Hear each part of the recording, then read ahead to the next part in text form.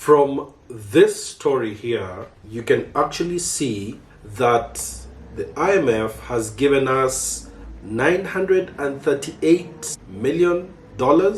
And the reason why we have been given this money is so that that money, along others that we have borrowed from other places, will be used to pay the Eurobond that is maturing in 2024 worth 2 billion. Here are my thoughts. Whenever you take a loan facility as an individual, as a company, of course, as a government as well, you always state what the money is going to be used for. This is really important because you cannot walk into any single financial institution today and just tell them, give me money, and they won't ask you what for. Because every person who gives out a loan, every credit officer, every branch manager, every bank circle, wherever you go to get money from, they answer to someone, shareholders, their bosses, and all that. There is a reporting structure and responsible financial lending. Now, when we went and borrowed the $2 billion as the Eurobond, we must have said we are going to use it for something. And most likely, it was for an activity that is supposed to generate the country income. Now, when that money was given to Kenya, what happened to that money? And what was it used for? And because, of course, there are economic experts who advised the government at that particular time to borrow that money to use for a particular project, and that money was obviously given to us. That's the reason why we are paying it back now. So, what was that money used for? Who was given the work that whatever we said it was for? And what were the results? Because that in itself should explain to us why we are now borrowing again to pay a loan. So in fact, what we are actually doing is we were given $2 billion.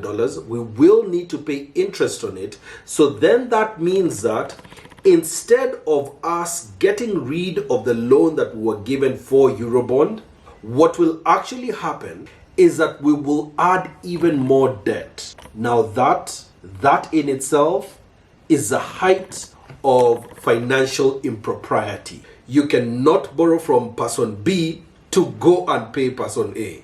That in itself tells you there is a problem. So what's being done to the people who, one, recommended that we borrow, and two, were actually in charge of those funds when those funds came in, and three, were supposed to have actually checked that it was used for the intended use, and four, any person who got the credits from that Eurobond, did they actually do what they were supposed to do? Where are they now? These are questions beyond me.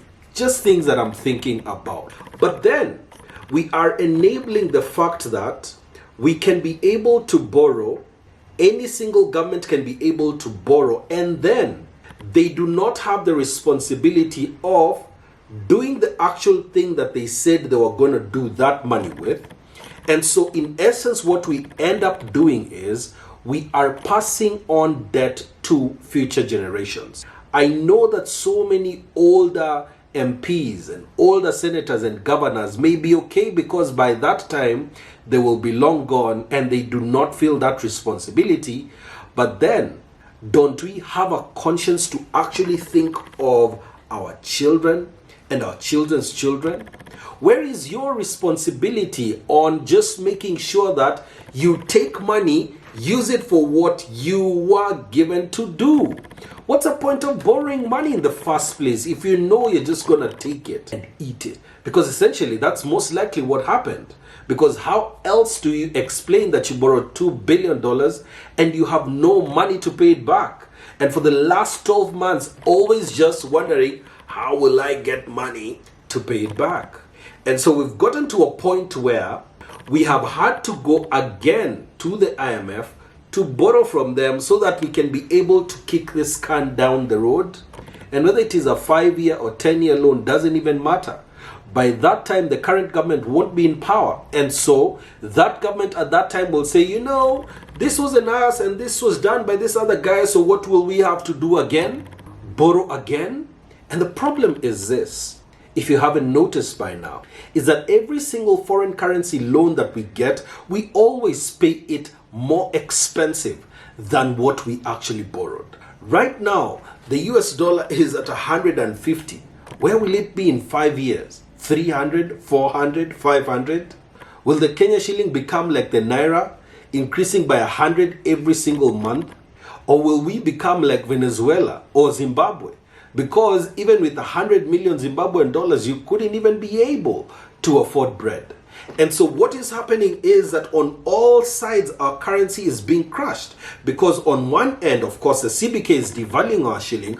On the other end, we are borrowing in dollars, which are increasing in value. And so even if we had a government which was actually thinking about repaying this loan, which this current one isn't, we still would have a very hard time to produce production enough to pay back the $2 billion that we are borrowing right now, because by the time we actually need to pay it back, who knows what the dollar could be to the Kenya shilling. And don't be lied to that anything is going to change about the exchange rate. It's only going to get worse. But my question is this: why are we borrowing again to pay a loan that we didn't even use? Economists hide behind the fact that, oh, we shouldn't let our country become a default country. My friend, we are already there.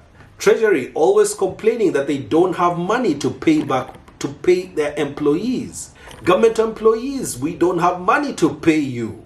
So why are we pretending that we have money? We don't. Rip the band-aid off. At least then we'll know here no one is going to give us money, so we need to depend on ourselves. Instead of all this cat and mouse games that we are playing right now. And honestly, if the IMF was actually full of economists, they wouldn't be giving us money. If they actually cared about getting Kenya out of debt, they wouldn't have given us that money. And that's a problem that I have with them. That's something for you to think about.